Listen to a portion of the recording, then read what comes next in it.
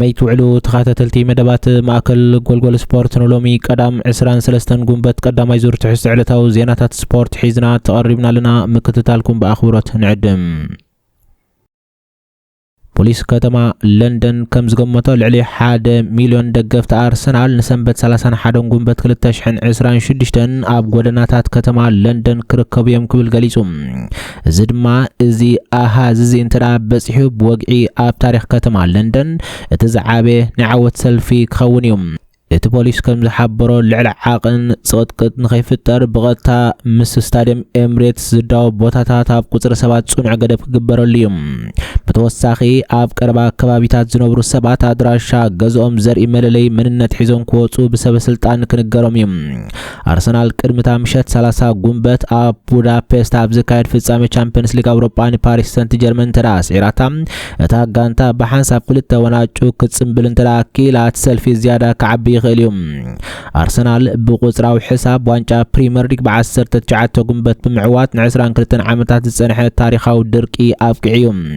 نسلسته تغاتات العامتات قال ايتي كوينا دحر مززاما موداتا مسمر مزازة مساقيرا مبل 10 4 غزية چامبيون كلبات انجليز كوينا زا وانجا بوقعي حادث اوتا تريفو ابزنبر اللوان نايك اربا موادا درتا زخونت مانشستر سيتي انصار برماوز حادب حادب بمفل لايا سعيبو استرخبت كم وصيتو ابتا مشت باشحات زوصرو بتحغواس زتسنيو دغفت كلب ارسنال اب سمين لندن اب زركب ستاديوم امريتس اب غدناتات بفقادم اعلقليهم كم زحدريو زنغارم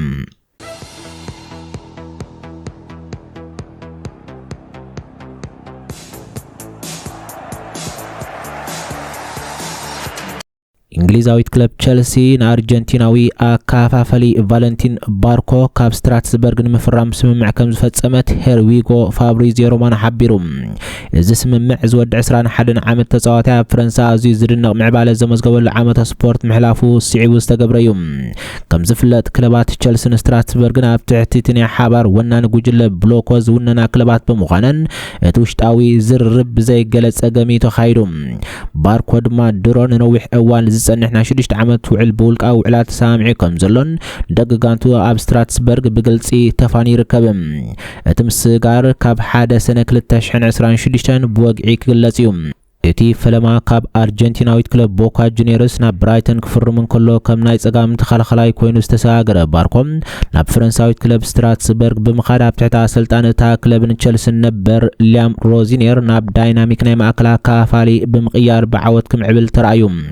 اب زعمت سبورت اب كل ودرات اب 38 صوتات 10 تحت تساتف ابشوتات بمقبار اب ليغ 1 فرنسان اب كونفرنس ليغن وسان منبارو مسكيروم اسلطاني تشابي الونسو اسلطان تشيلسي كوينو بوقعي دحر مشامو باركون فلم اوان اب زبنه تشابي الونسو اب ستانفورد بريدج فرمه تصاوتاي كخونيوم بزيكازي ازي تصاوتاي ناب ماكل ميدا تساغيرو زمزغبو معباله كلب تشيلسي قيار كتركبن اب لعلي انزو فرنانديزن موسيس كاسيرون زلو تصاوتي كتقادلن اماراتي كبايوم كم ناي صقام تخلخلاي مسرت زلو تصاوتاي مالت دما كاب زخونه بوتاتات بقليلو ناب ماكل ميدا كمص وي كام كمات قعي ناي كنفي تخلخلاي كوينو كسرح زخيل يوم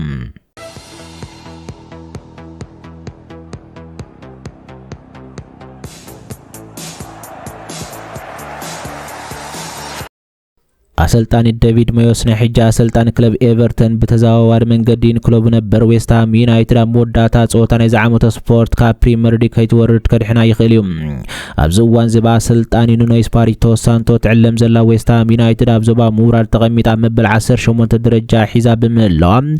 بريمير ليج نمصنح سنبت كلته انصاراو وصيت كمزغب كدليايوم از مالت ويستام ني ليدز يونايتد سعرا 3 قدست نتويك تركبالو بتوسخا سلطاني ديفيد مويس مرحازل ايفرتون دمام نتان ويستام بخلت نت بطرح قديما مبل 17 درجات تركب زلا توتنهام كتسعرالوا سلطاني ديفيد مويس قدم زسومن موداتا زكاير صوتا توتنهام بمسعار ويستام ابتليك تصنح كم زفوت بغلصي تامينلو يغون بر قدامنتون ايفرتون اب اوروبا وددر كتل مخانو اسميرلو እዚ ከምዚልን ከሎ ዌስትሃም ካብ ቶተንሃም በአግባቡ ዝኸፈ ናይ ሾቶ ፍልልይ ስለ ዘለዋ ኣብ ሞንጎ ኤቨርተንን ቶተንሃምን ማዕረ ምፍልላይ እኹል ኣይክኸውን እዩ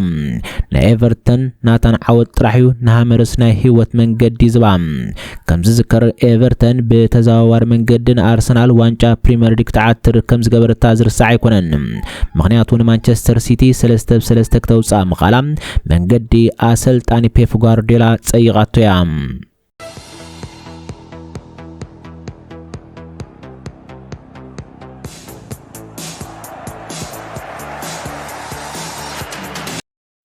እስፓኛዊ ተጻዋታይ ሴዛር አዝብሊኬታ ድሕርዛ ተሪፋ ዘላ ሓንቲ ጸወታ ካብ ፕሮፌሽናል ኩዕሶ እግሪ ጥሮታ ከም ዝወጽእ ብወግዕ ፍሊጦም እዚ ወዲ 36 ዓመት እስፓኛዊ ተኸላኸላይ ምስ ናይ ላሊጋ ክለብ ሰቪያ ዝጻወተሉ ዘሎ እዋን ነዚ ዜና ኣብ ማሕበራዊ መራኸቢታት ብስምዒት ብደብዳቤ ብምክፋል መጋረጃ ናይ 10 ዓመታት ዝጸንሐ መስተንክር ጉዕዞ አውሪድዎም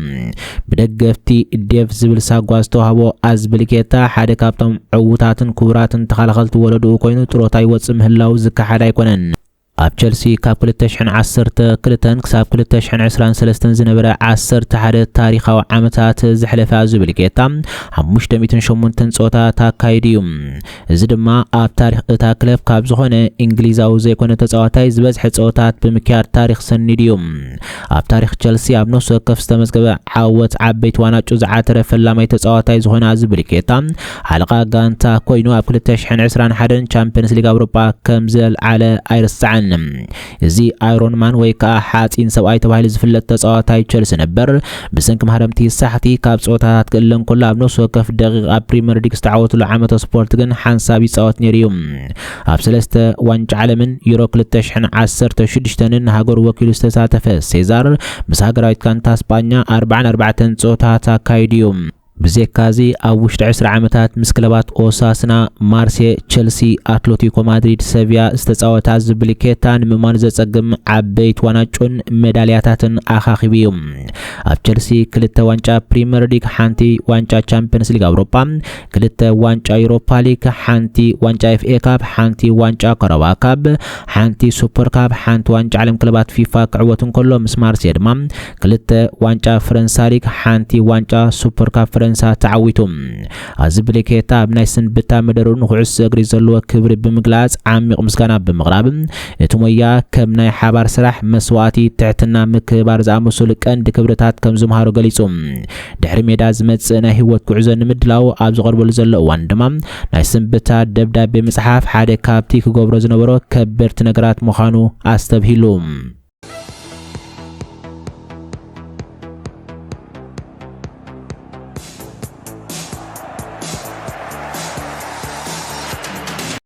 أبقال زينا فيفا بنفس وقف كل عامت وانج عالم كلوات نمنقال زغرب حساب كم زي تقبلو يجلس كم زلو اسبانيا ويتمع كان زينا ديارو اس حبيرام زود الدر أبربعة عامت ككاير زرغ حساب حيزو تغطس المخانون تزغطس الازيو تسبيت زغبرو لزلو أبكرامات كل تشعن اسران شعاتن ككاير بوقعي مدب تتحيزو اللوم بريال مادريد زمرحا إليت حيالات كلوات أوروبان دبوب أمريكان أهقراو وحزي آتاويتات نابزل على الدرجان مبساحب كل عامت زكاير اللو عدل كله بنتفات يقسكسان إيرانيين يكون امبر عالماوي ام محدار اكل كعس اجر وي دما فيفا بسنكي بزحي تدرابي صوتاتن اب دحنت تصاوت بستفتر زي تعدن الدحر بايتان اتياب كلت عام زكاير بروجكت فوتسوم زي كالن كوننت زي بلن كبل غليصوم فيفا نتاب كلت تشعن سران چعتن زكاير وددر درو مدباو صيلوم زو ددر نا 48 كلبات كسفح يخيليوم ابزو وانزي كم قطر برازيل امريكا زامسلا بزحات هاجرات كم انغرتي كخنا تمزغيبنا لوام إذا كم زيلن كله درو حيالو العلوات كلبات أوروبا بقرب أوان بزمزقبو أهجراو عوتاتن ملكيتات بقعات مسرت بمقبار نغلتش عن عسران جعتن بوتون كو حسان كلهم نساتن دما أرسنال برشلونة باريس سانت جيرمان بايرن ميونخ مخانن يقلصم كابزي بتوسخي تتصبصب كم زغلصو محبر كعس اجر أوروبا نزو وددر اب 12 سلوت كمدبون كلهم 4 كلبات كاب 2025 كساب 2028 تشامبيونز ليج أوروبا زعترا بغتا بوت انكرخباين اتن استرفا شومنت دما بنا 4 عامت سرعات مكتتال موهاد فيفا كوسناين اذا مالت دما فرنساويت كلب باريس سانت جيرمان اب 2025 تشامبيونز ليج أوروبا بمعواتا درو بوقعي قداميتي أوروبايت كانتا كوينا حليف اللام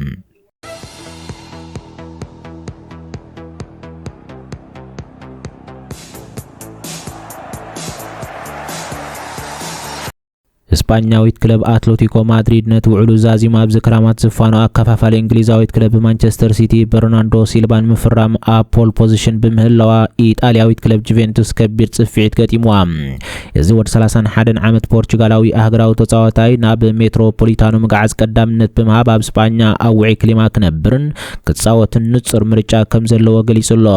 እታ ስፓኛዊት ጋንታ ድማ ሲልቫ ነትናብ አሜሪካዊት ክለብ ኦርላንዶ ሲቲ ዝሰጋገር ዘሎ ፈረንሳዊ አጥቃዒ አንቷን ግሬዝማን ዝገድፎ ቧድ ቦታን መምላ መሪሕ ተራ ዝጻወተሉ ዓቢ ስፖርታዊ ፕሮጀክት አቅሪባትሉላ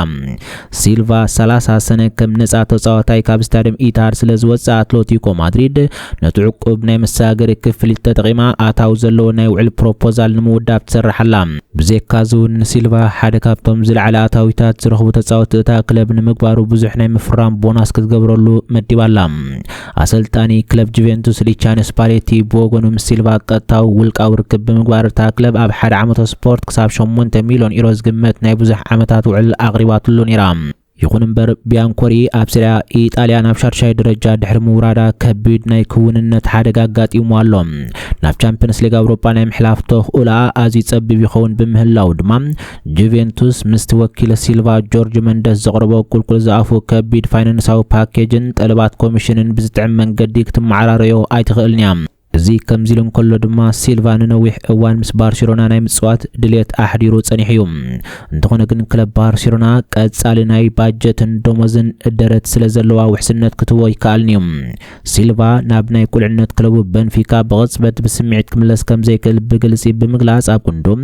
ኣብ ዝለዓለ ደረጃ ኩዕሶ እግሪ ኣውሮፓ ክቕጽል መሪጹሎ ከውጽኢት ናይ ዝድማ ክልቲኦም ወገናት አትሌቲኮ ማድሪድን ሲልቫን ቅድሚ ናብ ዋንጫ ዓለም መኻዱ ነቲ ውዕል ንምዝዛምን ነቲ ውዕል ወግዓው ንምግባርን ይደፍኡ ከም ዘለው ይግለጽ